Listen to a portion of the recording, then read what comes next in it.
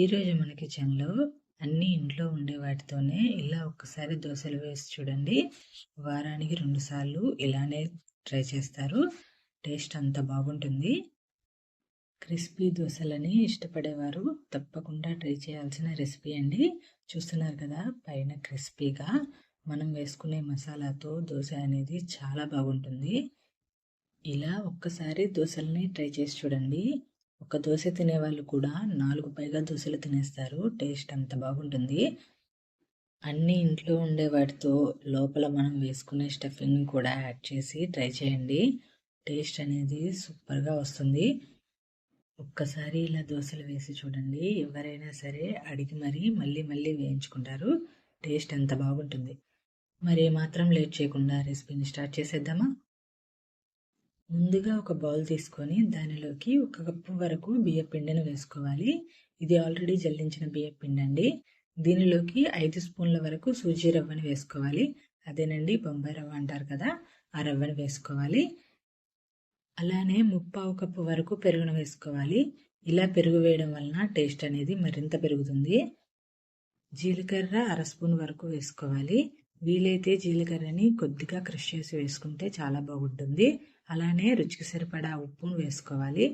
ఇలా వేసుకున్న తర్వాత దీనిలోకి కొద్దిగా వాటర్ని వేసుకుంటూ బ్యాటర్ లాగా కలుపుకోవాలి.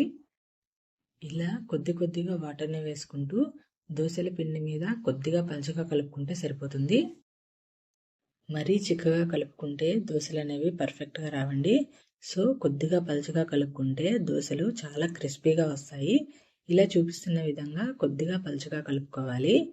వాటర్ని మరీ ఎక్కువ కాకుండా అలా అని మరీ తక్కువ కాకుండా కలుపుకుంటే సరిపోతుంది. ఇక్కడ 1 కప్పుకి దాదాపు 2 కప్పుల వరకు వాటర్ పెట్టాయి. ఇలా కలుపుకున్న తర్వాత దీని మీద మూత పెట్టి ఒక 1 అవర్ పక్కన పెట్టుకోవాలి. ఇప్పుడు ఒక బౌల్లోకి ఒక క్యారెట్ని ఇలా వీలైనంత సన్నగా తురుముకోవాలి. ఇక్కడ క్యారెట్ని చిన్న ముక్కలుగా కట్ చేసుకునే దానికన్నా ఇలా సన్నగా తురుముకుంటేనే బాగుంటుంది. అలానే ఒక చిన్న ఉల్లిపాయను కూడా చిన్న ముక్కలుగా కట్ చేసుకోవాలి. ఒక పచ్చిమిర్చిని ఇలా చిన్న ముక్కలుగా కట్ చేసుకోవాలి. ఒక అరంగుళం అల్లాన్ని ఇలా సన్నగా తురిమి వేసుకొని అంతా ఒకసారి మిక్స్ చేసుకోవాలి. ఇలా అన్నీ మిక్స్ చేసుకోవడం వలన అన్నీ ఈక్వల్గా కలుస్తాయి. ఇలా మిక్స్ చేసుకొని పక్కన పెట్టుకోవాలి. ఇప్పుడు 1 అవర్ తర్వాత మనం ప్రిపేర్ చేసుకున్న పిండి ఎలా ఉందో చూద్దాము. చూస్తున్నారు కదా, 1 అవర్ తర్వాత పిండి అనేది కొద్దిగా చిక్కబడింది. ఈ స్టేజ్లో అవసరమైతే మరి కొద్దిగా వాటర్ని యాడ్ చేసుకోవచ్చు. దోశ వేసుకునే ప్రతిసారి పిండి ఒకసారి ఇలా మిక్స్ చేసి వేసుకుంటే పిండి అనేది ఉండలు లేకుండా పర్ఫెక్ట్గా వస్తుంది. ఇప్పుడు స్టవ్ ఆన్ చేసి ప్యాన్ పెట్టుకొని ప్యాన్ వేడెక్కిన తర్వాత దీని మీద కొద్దిగా ఆయిల్ని స్ప్రెడ్ చేసుకోవాలి. ఆయిల్ అంతా ప్యాన్కి అప్లై చేసుకున్న తర్వాత దీని మీద కొద్దిగా వాటర్ని చల్లుకోవాలి. ఇలా వాటర్ని వేయడం వలన ప్యాన్కి మనం వేసుకునే దోశ అనేది అతుక్కోకుండా పర్ఫెక్ట్గా వస్తుంది. ఇలా మనం దోశలు వేసుకునేటప్పుడు కొద్దిగా ఆయిల్ని అండ్ వాటర్ని చల్లుకొని దోశ వేసుకుంటే దోశ అనేది చాలా బాగా వస్తుంది. ఇలా వాటర్ని చల్లుకున్న తర్వాత మనం ముందుగా కలుపుకున్న దోశ బ్యాటర్ని ఇలా చూపిస్తున్న విధంగా వేసుకోవాలి. మంటని స్లో టు మీడియం ఫ్లేమ్లోకి సెట్ చేసుకొని దోశ వేసుకుంటే అడుగున మాడకుండా దోశ అనేది చాలా బాగా వస్తుంది. ఇలా స్లో టు మీడియం ఫ్లేమ్ మీద మనం దోశ వేసుకోవాలి. ఇప్పుడు మనం ముందుగా కలుపుకున్న ఉల్లిపాయ క్యారెట్ని ఈ దోశ పైన వేసుకోవాలి. ఉల్లిపాయ క్యారెట్ని వేసుకున్న తర్వాత దోశని కొద్దిసేపు కాలనివ్వాలి. కొద్దిగా దోశ కాలిన తర్వాత 1 స్పూన్ వరకు ఆయిల్ని వేసుకోవాలి. ఇలా ఆయిల్ని వేసుకొని స్లో టు మీడియం ఫ్లేమ్ మీద మంచి కలర్ వచ్చేంత వరకు దోశని కాలనివ్వాలి. స్లో టు మీడియం ఫ్లేమ్ మీద కాల్చుకుంటే దోశ అనేది చాలా క్రిస్పీగా వస్తుంది. చూస్తుంటేనే తినాలనిపిస్తుంది కదా, మరి మీరు కూడా తప్పకుండా ట్రై చేసి ఎలా ఉందో చెప్పండి. దోశ అంతా మంచి గోల్డెన్ బ్రౌన్ కలర్ వచ్చేంత వరకు కాల్చుకుంటే సరిపోతుంది. ఇప్పుడు మరికొద్దిగా వాటర్ని చల్లుకొని కొద్దిగా ఆయిల్ని వేసుకొని ప్యాన్కి అంతా అప్లై చేసుకోవాలి.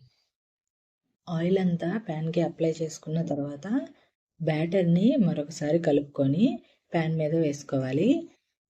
ప్యాన్ వేడిగా లేనప్పుడు దోశ వేసుకుంటే పర్ఫెక్ట్గా రాదండి.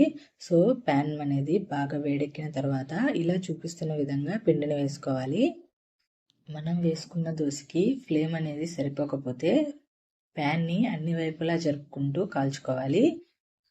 ఇలా ఉల్లిపాయ అల్లం వేసి ఒక్కసారి దోశ ట్రై చేయండి. చట్నీతో కూడా పని లేకుండా ఇలానే లాగించేస్తారు. టేస్ట్ అంతా బాగా వస్తుంది. ఒక్కసారి ట్రై చేసి చూడండి. వారానికి 2 సార్లు తప్పకుండా ఇలానే చేస్తారు. హై ఫ్లేమ్లో పెట్టి దోశలు వేసుకుంటే ఈ దోశలు మాడిపోతాయి. సో ఫ్లేమ్ని స్లో టు మీడియం ఫ్లేమ్లోకి సెట్ చేసుకొని దోశలు వేసుకుంటే ఇలాగా క్రిస్పీగా టేస్టీగా దోశలు వస్తాయి. మరి మీరు కూడా ఇటువంటి క్రిస్పీ దోశలు ట్రై చేస్తారు కదా. ట్రై చేసి ఎలా ఉందో నాకు కామెంట్ చేయండి. ఇటువంటి మరిన్ని ఇంట్రెస్టింగ్ అండ్ టేస్టీ రెసిపీస్ కోసం నా ఛానల్ని వాచ్ చేయండి. అలానే సబ్స్క్రైబ్ చేయండి.